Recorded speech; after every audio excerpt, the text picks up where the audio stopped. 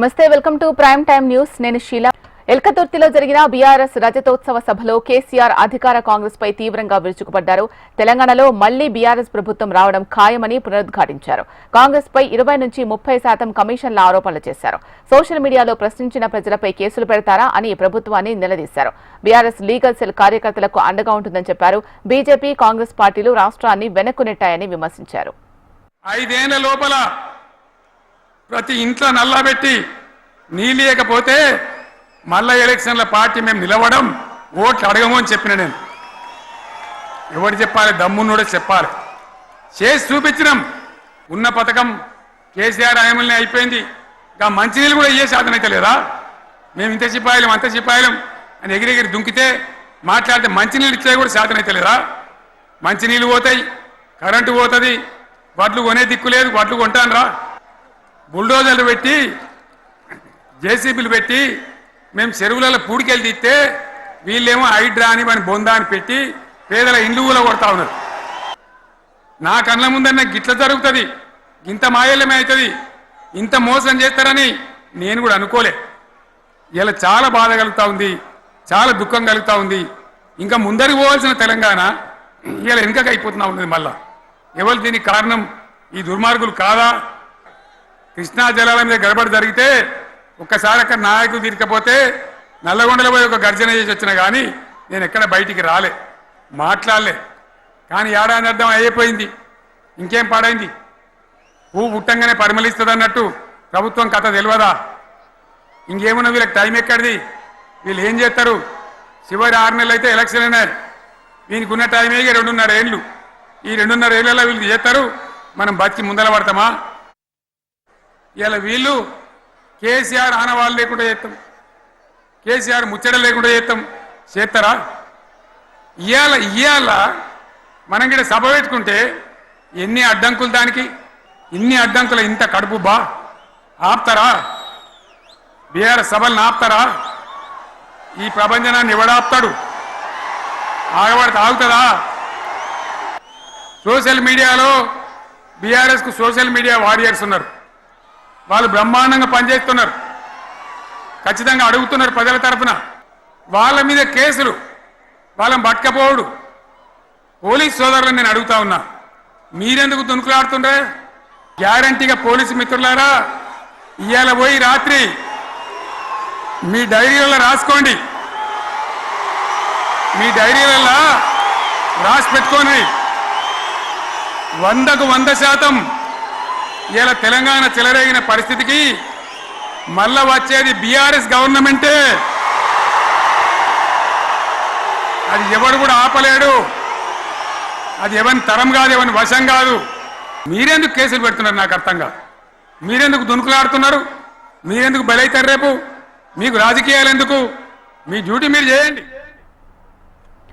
KCR comments కు మంత్రి Ponguleti Srinivasa Reddy counter ఇస్తున్నారు. లైవ్ లో చూద్దాం. ఇండైరెక్ట్ గా వారందరినీ ఉరేసుకోమని చెప్పిన మీరు ఈనాడు రైతుల పట్ల వేదాలు వల్లిస్తున్నట్టు చాలా అద్భుతంగా మాట్లాడటం, మీ సభను చూస్తే నాకు నవ్వొచ్చింది. అంతేకాదు, కాంగ్రెస్ పార్టీ 20%, 30% కమిషన్లని ఏదో మాట్లాడుతున్నారు. కాంగ్రెస్ పార్టీ అధికారంలో ఉంటే ఫైనాన్స్ మినిస్టర్ గారి దగ్గరికి ఒక 200 మంది కాంట్రాక్టర్లు వచ్చి సెక్రటేరియట్ ముట్టడించారు అంటున్నారు.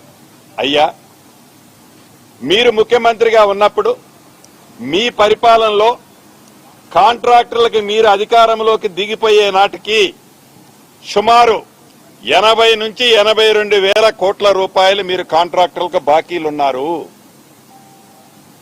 ఆ బరువంతా తీసుకొచ్చి ఇందిరమ్మ ప్రభుత్వం, కాంగ్రెస్ ప్రభుత్వం మీద ఈనాడు పెట్టారు మీరు. అంతేకాదు, సర్పంచుల మీద, మాజీ సర్పంచుల మీద ప్రేమ ఒలకబోస్తున్నారు. ఇందిరమ్మ ప్రభుత్వం వచ్చే నాటికి సర్పంచులే లేరు, వారి పదవీ కాలం అయిపోయింది. ఏదైతే ఈనాడు సర్పంచులకు బాకీ అని పదే మీరు, మీ తొత్తులు, మీరు అసెంబ్లీలో మా బచ్చాగాళ్ళు ఉన్నారన్నారే, ఆ బచ్చాగాళ్ళు పదే మాట్లాడేది. కాంగ్రెస్ ప్రభుత్వం సర్పంచులను నిర్లక్ష్యం చేస్తుంది, బిల్లులు ఇవ్వడం లేదు, సర్పంచులను మోసం చేసింది అంటున్నారు. కాంగ్రెస్ పార్టీ వచ్చిన తర్వాత ఏ ఒక్క సర్పంచ్ కూడా ఒక్క రూపాయి పని చేయలేదయ్యా గౌరవ మాజీ ముఖ్యమంత్రి గారు. ఆ చేసిన బిల్లుల పెండింగ్ అంతా మీ పుణ్యమే. రాష్ట్రంలో ఈనాడు వేలాది మంది సర్పంచులు ఎవరైతే ఇబ్బంది పడుతున్నారో తమర పుణ్యమయ్యా, అది కాంగ్రెస్ ప్రభుత్వం పుణ్యం కాదు. ఇక కాంగ్రెస్ పార్టీ గురించి ఈ 20-30% గురించి చెప్తున్నారు. డైరెక్ట్ గా ముక్కుసూటిగా గౌరవ మాజీ ముఖ్యమంత్రి గారు మిమ్మల్ని 2 ప్రశ్నలు అడగదలుచుకున్నాను. మీది ఉద్యమ పార్టీగా మొదలై ఒక ప్రాంతీయ పార్టీగా అవతరించి ఒక జాతీయ పార్టీగా మీరు ఒక సర్టిఫికెట్ ఇచ్చుకున్నారు, సంతోషం, అది మీ పార్టీ. అయితే దేశంలో ఏ ప్రాంతీయ పార్టీకి లేనంత నిధులు, సుమారు 1500 కోట్ల పైగా వైట్ డబ్బు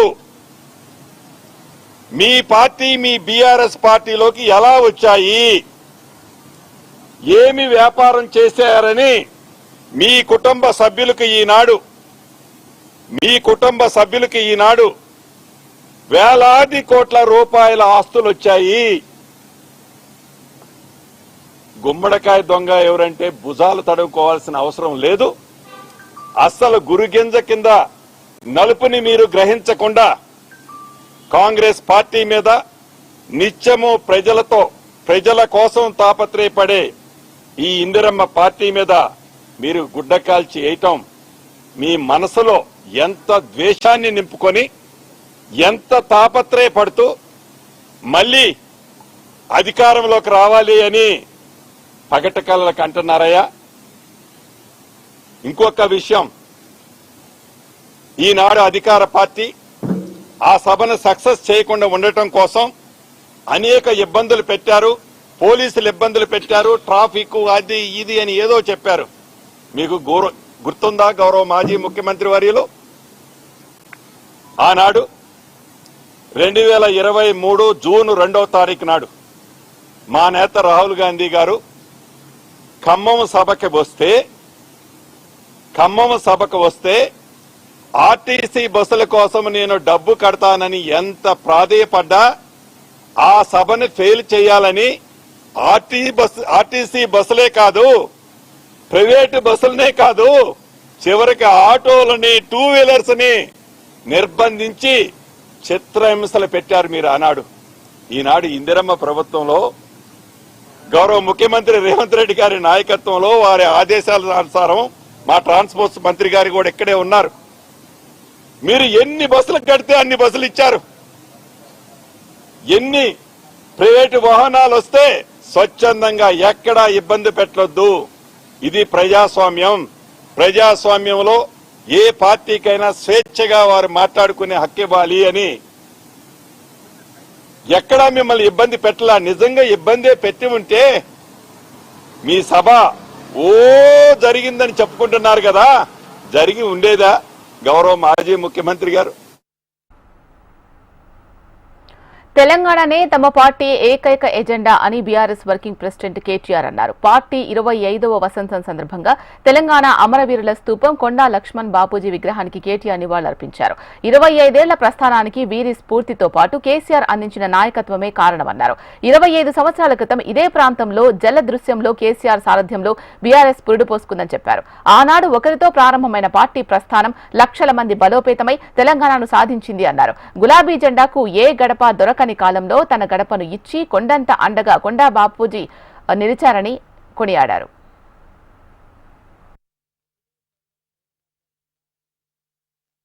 ఎక్కడైతే గులాబీ జెండా మొట్టమొదటిసారి ఎగిరిందో అదే జల దృశ్యంలో ఈరోజు తిరిగి రజతోత్సవ సంబురానికి మేమందరం కలిసి ఇక్కడికి వచ్చి, ఏ పెద్ద మనిషి అయితే ఆనాడు గులాబీ జెండాకు తెలంగాణ రాష్ట్ర సమితి అనే పార్టీకి ఏ అండా దొరకని నాడు, ఎవరు కూడా కనీసం ఆశ్రయం ఇయ్యని నాడు నేనున్నానంటూ ముందుకు వచ్చి తన ఇంటిని ఆ రోజు మా పార్టీ ఆఫీస్ కు ఇచ్చి వెన్నుదట్టి గుండె ధైర్యాన్నిచ్చి ముందుకు నడిపిన స్వర్గీయ ఆచార్య కొండా లక్ష్మణ్ బాపూజీ గారి జల దృశ్యంలో ఈరోజు మళ్లీ వారికి నివాళులు అర్పించి కలుసుకోవడం గొప్పగా ఉంది, సంతోషంగా ఉంది.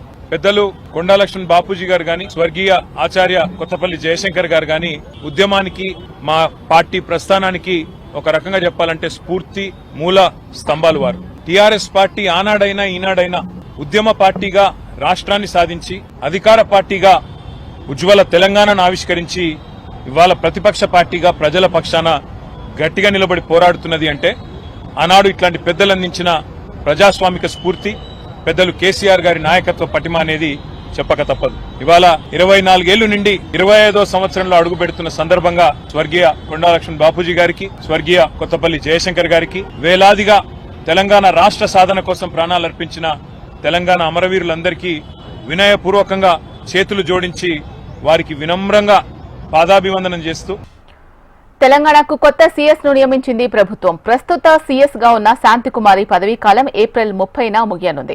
ఈ నేపథ్యంలో సీఎస్ గా రామకృష్ణారావును నియమించింది ప్రభుత్వం. ప్రస్తుతం ఆర్థిక శాఖ స్పెషల్ సెక్రటరీగా ఉన్నారు రామకృష్ణారావు. సీనియారిటీని బట్టి సీఎస్ రేసులో 6 అధికారులు ఉండగా సమర్థత, అనుభవాన్ని దృష్టిలో ఉంచుకుని రామకృష్ణారావును నియమించేందుకు ప్రభుత్వం నిర్ణయం తీసుకుంది. ఫైనాన్స్ డిపార్ట్మెంట్ స్పెషల్ సెక్రటరీగా ఉన్న రామకృష్ణారావు ఆర్థిక పరమైన నిర్ణయాలు తీసుకోవడం, కేంద్ర నిధులు రాబట్టడంలో కీలక పాత్ర పోషించారు. ఈ నేపథ్యంలోనే ప్రభుత్వం ఆయన వైపు మొగ్గు చూపినట్టు తెలుస్తోంది. తెలంగాణలో భారీగా ఐఏఎస్, ఐపీఎస్లను బదిలీ చేసింది ప్రభుత్వం. ఫైనాన్స్ కమిషన్ సెక్రటరీగా స్మితా సబర్వాల్ ను నియమిస్తూ ఉత్తర్వులు జారీ చేశారు. గుడ్ గవర్నెన్స్ వైస్ చైర్మన్ గా శశాంక్ గోయల్, జీహెచ్ఎంసీ కమిషనర్ గా ఆర్వీ కర్ణన్, యాదగిరిగుట్ట ఈవోగా ఎస్ వెంకట్రావు, పరిశ్రమలు పెట్టుబడుల సెల్ సీఈఓగా జయేష్ రంజన్, కార్మిక శాఖ ప్రిన్సిపల్ సెక్రటరీగా దాన కిషోర్, ఫ్యూచర్ సిటీ కమిషనర్ గా శశాంక్, జెన్కో సీఎండీగా హరీష్, హెల్త్ డైరెక్టర్ గా సంగీత సత్యనారాయణను నియమించారు. సిద్దిపేటలోని హౌసింగ్ బోర్డు కాలనీలో బీఆర్ఎస్ రజతోత్సవ వేడుకలు నిర్వహించారు. ఈ కార్యక్రమంలో మాజీ మంత్రి హరీష్ రావు పార్టీ జెండాను ఆవిష్కరించారు. బీఆర్ఎస్ 25వ వసంతంలోకి అడుగు పెడుతున్న సందర్భంగా హరీష్ రావు ఆనందాన్ని వ్యక్తం చేశారు. సమైక్య పాలకుల చేతిలో నలిగిపోతున్న తెలంగాణను విముక్తి చేసిన పార్టీ బీఆర్ఎస్ పార్టీ అని హరీష్ రావు తెలిపారు. బీఆర్ఎస్ ఆవిర్భావం సందర్భంగా రాష్ట్రంలో పండుగ వాతావరణం నెలకొందని హరీష్ రావు పేర్కొన్నారు. మరి పార్టీని ముందుకు తీసుకుపోతున్నారు. ఇంకా మన పార్టీని బలోపేతం చేసుకుందాం. ఈ రాష్ట్రంలో ఎవరు అవునన్నా కాదన్నా మళ్ళీ మన ప్రభుత్వమే వస్తది. మళ్ళీ బీఆర్ఎస్ ప్రభుత్వం వచ్చి మళ్ళీ ప్రజల కష్టాలు దూరం చేస్తుంది, ప్రజల ఆకాంక్షల్ని నెరవేరుస్తుంది, ఈ ప్రజల్ని అభివృద్ధి పథంలో ఈ రాష్ట్రాన్ని నడిపిస్తుంది అని చెప్పి మనం చేస్తూ, కానీ ఇలా కాంగ్రెస్ ప్రభుత్వం సుధురేని సంసారం లెక్క తయారైపోయింది. ఒకళ్ళ మాట ఒకరికి నడవదు, ఒకళ్ళ మాట ఒకళ్ళు నమ్మరు. హైకమాండ్ కు వీళ్ళకు బాగలేదు, కేబినెట్ లో ఉన్న మంత్రుల మధ్య సఖ్యత లేదు, అంతా ఆగమాగం తయారు చేసి ఇవాళ రాష్ట్రాన్ని అధోగతి పాలు చేస్తా ఉన్నది కాంగ్రెస్ ప్రభుత్వం. కాంగ్రెస్ వచ్చినాక ఇవాళ ప్రజలకు ఇబ్బందులు మొదలైనాయి. వాళ్ళు ఎన్నో అరిచేతిలో వైకుంఠం చూపించారు, ఏదేదో చేస్తామన్నారు, చేసిందేమీ లేదు. కానీ కేసీఆర్ గారు ఇచ్చినవి కూడా బంద్ పెట్టారు. తెలంగాణ, తమిళనాడు రాష్ట్రాల్లోనూ బీజేపీ ప్రభుత్వాలు వస్తాయని కేంద్ర మంత్రి కిషన్ రెడ్డి తెలిపారు. డాక్టర్ బీఆర్ అంబేద్కర్ 135వ జయంతి ఉత్సవాల్లో భాగంగా విజయవాడలో నిర్వహించిన మేధావుల సదస్సులో కిషన్ రెడ్డి పాల్గొన్నారు. అభివృద్ధి ధ్యేయంగా ప్రధాని నరేంద్ర మోడీ పనిచేస్తున్నారని చెప్పారు. అంబేద్కర్ ను అన్ని విధాలుగా కాంగ్రెస్ పార్టీ అవమానపరిచిందని ఆరోపించారు. అంబేద్కర్ ఆశయాల స్ఫూర్తితోనే బీజేపీ ప్రభుత్వం పనిచేస్తోంది అన్నారు. రాజ్యాంగం మరింత శక్తివంతంగా ఉండాలని మోడీ ప్రభుత్వం పనిచేస్తోంది అన్నారు కేంద్ర మంత్రి కిషన్ రెడ్డి. కార్యకర్తలుగా ఈ దేశంలో ఉన్నటువంటి విద్యావంతులను, మేధావులను విజ్ఞప్తి చేయాలని ఈ కార్యక్రమాలు తీసుకోవడం జరిగింది.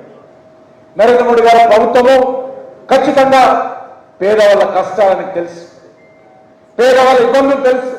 ఆయన ఒక పేద కుటుంబం నుంచి వచ్చాడు, ఆయనకు మీరు నేర్పాల్సిన అవసరం లేదు. ఈరోజు రాహుల్ గాంధీ పేద ప్రజలు ఏంటో తెలియదు, వ్యవసాయం అంటే ఏంటో తెలియదు, గ్రామీణ ప్రజలు ఏ రకంగా ఉంటారో తెలియదు.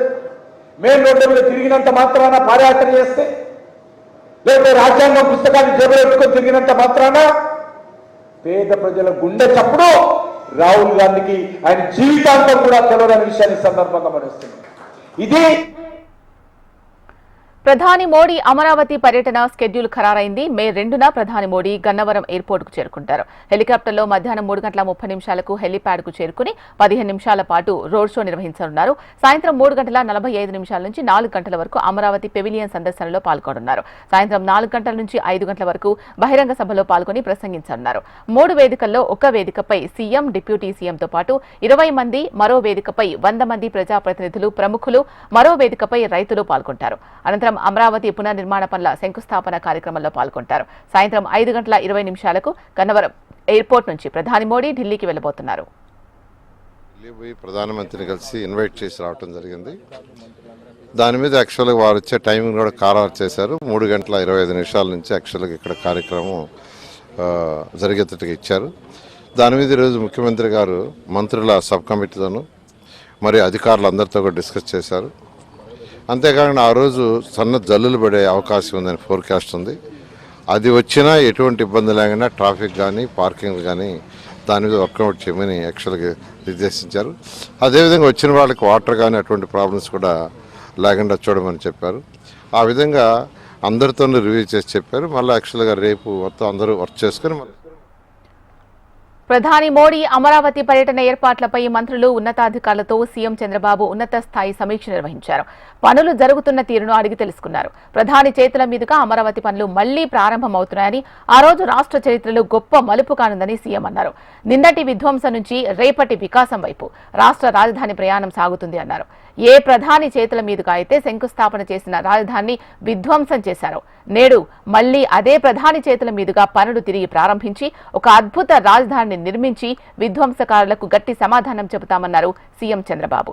ఈ సందర్భంగా ప్రెజెంటేషన్ ద్వారా అధికారులు 2వ తేదీ కార్యక్రమ నిర్వహణ క్రమాన్ని, ఏర్పాట్లను వివరించారు.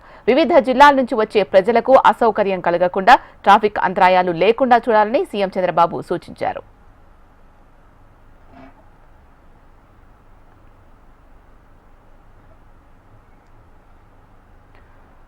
సింహాచలం దేవస్థానంలో ఈ నెల 30వ తేదీన చందనోత్సవం నిర్వహించనున్నారు.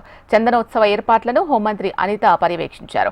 చందనోత్సవంలో భాగంగా ఈ నెల 30న సామాన్య భక్తులకు పెద్దపీట వేస్తున్నట్లు చెప్పారు. ఉదయం 3 గంటల నుంచి సాయంత్రం 6 గంటల వరకు వీఐపీ దర్శనాలుంటాయని తెలిపారు. ఎండ వేడిమి నుంచి భక్తులకు ఇబ్బందులు తలెత్తకుండా చలువ పందిలు ఏర్పాటు చేశారు. భక్తులకు మజ్జిగ, వాటర్ బాటిల్స్, పాలు, బిస్కెట్లు అందజేయనున్నారు. వృద్ధులకు, వికలాంగులకు ప్రత్యేక దర్శనం కల్పిస్తున్నారు. Greater Visakha municipal corporation mayor అభ్యర్థిగా కూటమి నుండి పీలా శ్రీనివాస్ పేరు ఖరారు చేశారు. మేయర్ ఎన్నిక సందర్భంగా రేపు ప్రత్యేక కౌన్సిల్ సమావేశం జరగనుంది. ఉదయం 11 గంటలకు కౌన్సిల్ మీటింగ్ ప్రారంభం కానుంది. మేయర్ అభ్యర్థిగా శ్రీనివాసరావుకు జిల్లా టీడీపీ అధ్యక్షులు గండి బాబ్జీ బీఫామ్ అందజేశారు. గత కొద్ది రోజులుగా కాకరేపిన విశాఖ రాజకీయాలు ఇప్పుడిప్పుడే చల్లబడుతున్నాయి. మేయర్ పీఠం దక్కించుకునేందుకు కూటమి చేసిన ప్రయత్నాలు ఫలించడంతో మేయర్ ఎన్నికకు రూట్ క్లియర్ అయింది. ఇప్పటికే మేయర్, డిప్యూటీ మేయర్లపై అవిశ్వాస తీర్మానం ద్వారా పదవి నుంచి తప్పించారు. రేపు కౌన్సిల్ స్పెషల్ మీటింగ్ జరగనున్న నేపథ్యంలో కూటమి నుంచి మేయర్ అభ్యర్థిని ఖరారు చేశారు.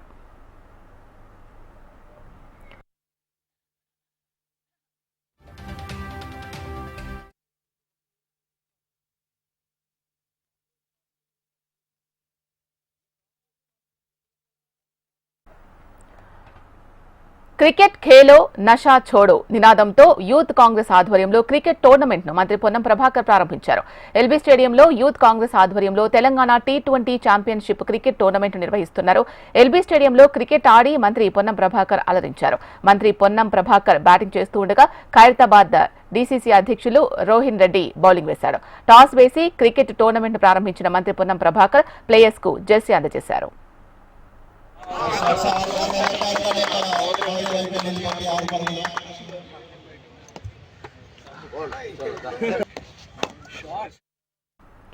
కాళేశ్వరం ప్రాజెక్టులో అవినీతికి పాల్పడ్డారు అన్న ఆరోపణలు ఎదుర్కొంటున్న ఈఎన్సీ హరిరాంపై కేసు నమోదు చేసింది ఏసీబీ. ఈఎన్సీ హరిరాంతో పాటు అతని బంధువుల ఇళ్లలో 13 చోట్ల సోదాలు జరిపింది ఏసీబీ. ఇందులో కోట్లాది రూపాయల అక్రమ ఆస్తులను గుర్తించారు అధికారులు. గజ్వేల్లో భారీగా చట్ట విరుద్ధమైన ఆస్తులు ఉన్నాయని తనిఖీల్లో తేలింది. షేక్పేట్, కొండాపూర్లలో విల్లాలు ఉన్నట్లు, శ్రీనగర్, నార్సింగ్, మాదాపూర్లో ఫ్లాట్లు ఉన్నట్లు గుర్తించారు. ఏపీలోని అమరావతిలోనూ వాణిజ్య స్థలం ఉన్నట్లు ఏసీబీ వెల్లడించింది. ఇప్పటికే భారీగా ఆస్తులు గుర్తించిన ఏసీబీ సోదాలు కొనసాగుతున్నాయని స్పష్టం చేసింది. ప్రస్తుతం గుర్తించిన ఆస్తుల విలువ ప్రభుత్వ ధరల ప్రకారం కోట్ల రూపాయలు ఉండగా మార్కెట్లో 10 రెట్లు ఎక్కువగా ఉన్నట్టు తెలిపారు. హరిరాంను అదుపులోకి తీసుకుని రిమాండ్కు తరలించారు. ఈడీకి హీరో మహేష్ బాబు లేఖ రాశారు. రేపు తాను విచారణకు హాజరవలేనని తెలిపారు. షూటింగ్ కారణంగా మరో డేట్ ఇవ్వాలని కోరారు. ఫ్లాట్ల కొనుగోలులో గోల్మాల్ చేసి 100 కోట్ల రూపాయల మోసానికి పాల్పడిన సాయి సూర్య డెవలపర్స్ కు మహేష్ బాబు ప్రమోషన్స్ చేశారు. అందుకు 5,90,00,000 తీసుకున్నారు. ఈ లావాదేవీలపై ఈడీ ఈ నెల 28న విచారణకు రావాలంటూ మహేష్ బాబుకు నోటీసులు పంపగా ఆయన నోటీసులపై ఈడీకి లేఖ రాశారు. షూటింగ్ కారణంగా మరో డేట్ ఇవ్వాలని కోరారు. దాదాపు 44 డిగ్రీల ఉష్ణోగ్రతలో బ్లాక్ హిల్స్ గా పేరొందిన కర్రగుట్టల్లో భద్రతా బలగాలు 5వ రోజు కూంబింగ్ కొనసాగించాయి. సాయంత్రం 4 గంటలు కాగానే చీకటి పడ్డం, 5 అడుగుల దూరంలో మనిషి కూడా కనిపించినంత దట్టమైన అడవి ఉండడంతో ఈ ప్రాంతాన్ని మావోయిస్టులు తమకు అత్యంత సురక్షితంగా భావిస్తారు. ఇలాంటి చోట ఆపరేషన్ బలగాలకు కత్తి మీద సాముగా మారింది. కర్రగుట్టల ప్రాంతం బాంబుల శబ్దాలు, కాల్పుల మోతతో కల్లోలంగా మారిందని చుట్టుపక్కల గిరిజనులు చెబుతున్నారు. శనివారం ఉదయం 7 గంటల నుంచి 4 హెలికాప్టర్లు నిరంతరం చెక్కలు కొడుతున్నట్టు తెలిపారు. గల్గం అడవుల్లో మావోయిస్టులు అమర్చిన ఐఈడీ పేలి ఒక డీఆర్జీ జవాన్కు గాయాలు కాగా బీజాపూర్ జిల్లా హాస్పిటల్కు తరలించారు. మురుగు జిల్లా వెంకటాపురం సరిహద్దును కేంద్రంగా చేసుకుని ఛత్తీస్గఢ్లోని కొత్తపల్లి మొదలుకొని భీమారంపాడు, కస్తూరిపాడు, చినఉట్లపల్లి, పెదవుట్లపల్లి, పూజారి, కాంకేర్, గుంజపర్తి, నంబి, ఎలిమిడి, నడిపల్లి, గల్గంలో ప్రధానంగా ఆపరేషన్ కొనసాగుతోంది. రుద్రారం వరకు 90 కిలోమీటర్ల పొడవున ఉన్న కర్రగుట్లను తమ ఆధీనంలోకి తెచ్చుకునేందుకు వేల సంఖ్యలో బలగాలు జల్లెడపడుతూ కొండలపైకి చేరుకునే ప్రయత్నం చేస్తున్నాయి. అతి కష్టం మీద శనివారం సాయంత్రం కొంతమేరకు ఎక్కగలిగిన బలగాలు మావోయిస్టులు తలదాచుకున్నట్లు భావిస్తున్న సొరంగాన్ని గుర్తించాయి. ఇప్పటివరకు 3 మహిళా మావోయిస్టుల మృతదేహాలను, ఆయుధాలను, పెద్ద ఎత్తున పేలుడు సామాగ్రిని స్వాధీనం చేసుకున్నామని పోలీసు ఉన్నతాధికారులు వెల్లడించారు. శనివారం భారీ సంఖ్యలో మావోయిస్టులు మృతి చెందినట్లుగా విస్తృత ప్రచారం సాగినప్పటికీ అధికారులు ఇంకా నిర్ధారించలేదు. పహల్గాం ఉగ్రదాడి ఘటన దేశంలోని ప్రతి పౌరుడిని బాధపెట్టింది అన్నారు ప్రధాని మోడీ. మన్ కీ బాత్ కార్యక్రమంలో మరోసారి ఉగ్రవాదుల దాడి ఘటనను ఖండించారు. ఉగ్రవాద దాడి చిత్రాలు చూసిన తర్వాత ప్రతి భారతీయుడి రక్తం మరిగిపోతుంది అన్నారు. ఈ దాడి ఉగ్రవాదాన్ని ప్రోత్సహించే వారి నిరాశను, వారి పిరికితనాన్ని చూపిస్తోంది అన్నారు. ఉగ్రదాడి తర్వాత దేశం మొత్తం ఒకే గొంతులో మాట్లాడుతుంది అన్నారు. దేశ ప్రజల్లో ఉన్న కోపం ప్రపంచవ్యాప్తంగా ఉందని ప్రధాని అన్నారు. బాధిత కుటుంబాలకు తప్పకుండా న్యాయం జరుగుతుందని ప్రధాని మరోసారి హామీ ఇచ్చారు. ఈ దాడికి పాల్పడిన నిందితులకు, కుట్రదారులకు కఠినంగా సమాధానం చెప్తామని హెచ్చరించారు. ముంబైలో భారీ అగ్ని ప్రమాదం సంభవించింది. దక్షిణ ముంబైలోని బాలాట్ ఎస్టేట్ ప్రాంతంలోని ఎన్ఫోర్స్మెంట్ డైరెక్టరేట్ కార్యాలయ భవనంలో మంటలు ఎగిసిపడ్డాయి. ఈ ఘటనలో ఎటువంటి ప్రాణనష్టం జరగలేదు. సమాచారం అందుకున్న అగ్నిమాపక సిబ్బంది 12 ఫైర్ ఇంజన్లతో మంటలు ఆర్పుతున్నారు. ప్రమాద ఘటనపై ఉన్నతాధికారులు ఆరా తీస్తున్నారు. పహల్గాం ఉగ్రదాడి నేపథ్యంలో భారత్, పాక్ మధ్య ఉద్రిక్త పరిస్థితులు నెలకొన్నాయి. ఈ క్రమంలో పాకిస్తాన్ మరోసారి కాల్పుల విరమణ ఒప్పందాన్ని ఉల్లంఘించి కవ్వింపు చర్యలకు దిగింది. వరుసగా 3వ రోజు నియంత్రణ రేఖ వెంబడి కాల్పులకు తెగబడింది. జమ్మూ కాశ్మీర్లోని తుత్మార్మీ గలీ, రాంపూర్ సెక్టార్లో ఈ ఘటన చోటు చేసుకుంది. శత్రువుల దాడిని భారత ఆర్మీ సమర్థంగా ఎదుర్కొంటోంది. పాక్ సైన్యం కాల్పులకు ధీటుగా బదిలిస్తోంది. శనివారం అర్ధరాత్రి ఈ ఘటన చోటు చేసుకున్నట్లు రక్షణ శాఖ అధికారులు వెల్లడించారు.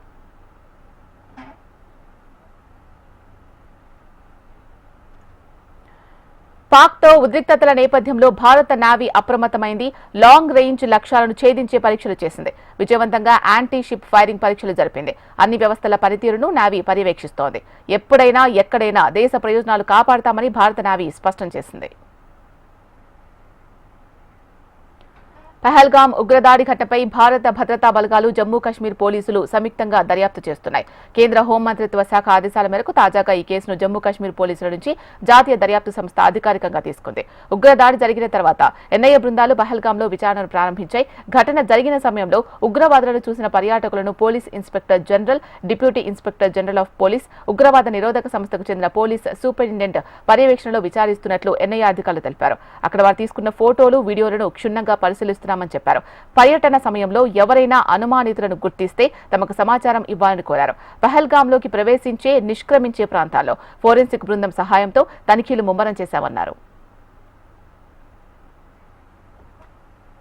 భారత్పై దాడి చేసేందుకే 130 అణుబాంబులు సిద్ధంగా ఉంచినట్లు పాకిస్తాన్ మంత్రి హనీఫ్ అబ్బాసీ బహిరంగ బెదిరింపులకు దిగారు. వీటితో పాటు ఘోరీ, షహీన్ క్షిపణులు కూడా ఉన్నాయన్నారు. భారత్ సింధు జలాలు నిలిపివేస్తే పూర్తి స్థాయి యుద్ధానికి సిద్ధంగా ఉండాలని హెచ్చరించారు. పాక్ వద్ద ఉన్న అణ్వాయుధాలు దేశంలోని వివిధ రహస్య ప్రాంతాల్లో భద్రపరచామన్నారు. భారత్ కవ్విస్తే దాడికి సిద్ధంగా ఉన్నట్లు వెల్లడించారు. పాకిస్తాన్ నుంచి ఎదురుకానున్న తీవ్ర పరిణామాలు న్యూఢిల్లీకి ఇప్పటికే అర్థం చేసుకుంటోంది అన్నారు. 2 రోజులు గగనతలం మూసివేస్తేనే భారత వైమానిక రంగం తీవ్ర గందరగోళంలో కూరుకుపోయింది అన్నారు. మరో 10 రోజులు ఇలానే చేస్తే ఏకంగా భారత విమానయాన సంస్థలు దివాలా తీస్తాయని చెప్పారు.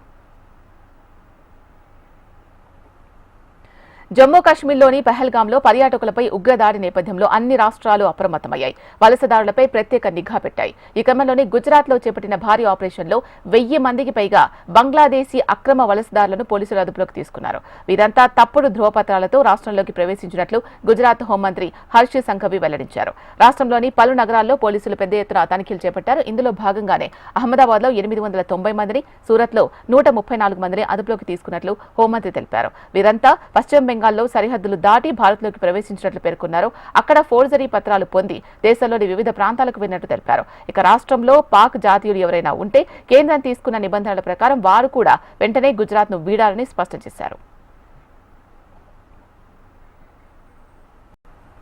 ఇవి ఇప్పటివరకున్న అప్డేట్స్. చూస్తూనే ఉండండి హెచ్ఎం టీవీ. వార్త ఆగదు, నిజం దాగదు.